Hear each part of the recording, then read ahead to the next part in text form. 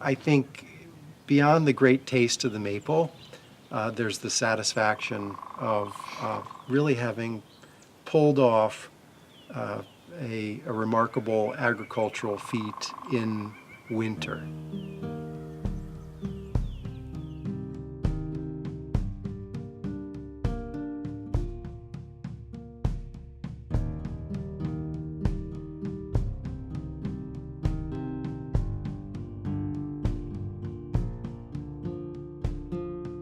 We wanted to feed ourselves, and sugar, sweet things are pleasant to eat, and so we thought, well, we can't make sugar cane, probably not molasses, honey maybe, maple syrup. That's the one. There's maple trees out the door, let's try. I think it's kind of neat that we could purchase a piece of property and essentially have it pay for itself just by managing the resources that are on the land.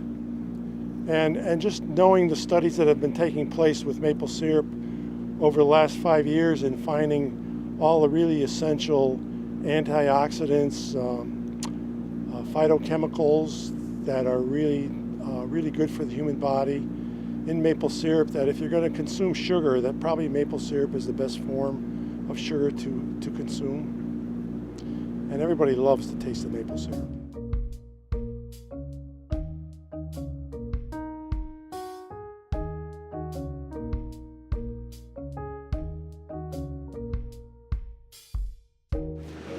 If you were to start out making maple today, I would tell you what I know right now. I would not tell you what I knew 20 years ago. The sugar makers that I know of are the only ones that do that, the only ones. Maple syruping is kind of a thing. We all get to the same place. We just choose to get there differently. But we can all make the same product with or without a lot of high-tech equipment. There's a lot of similarities and a lot in common among sugar makers. And it's not just during the season that in one way or another we're scouting trees and tapping trees and boiling, but really in the off season, a lot of sugar makers, they have an appreciation for the trees and the space, the terrain, the soil.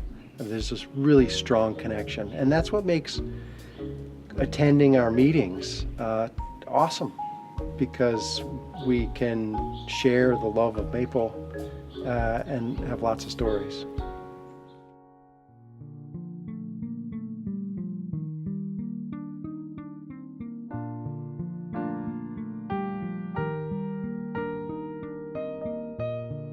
Most people's normal conception of what farming is involved in raising animals or haying fields and all that kind of thing. We don't have to do any of that. All we have to do is tap trees, fix leaks, and make maple syrup. And then clean everything up at the end of the season, which is another 3 or 4 weeks. But for a hobbyist, they have that choice to tap or not.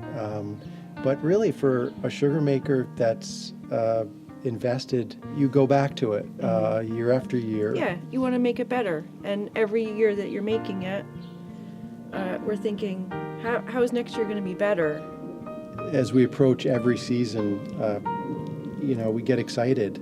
And to some extent it's a love-hate, because by the end of the season, if you've spent many nights up and you've walked, 15 miles in a day, or you're exhausted, and so it's nice to have a completion of the effort of the season. But every season we greet with excitement. It's a perfect activity.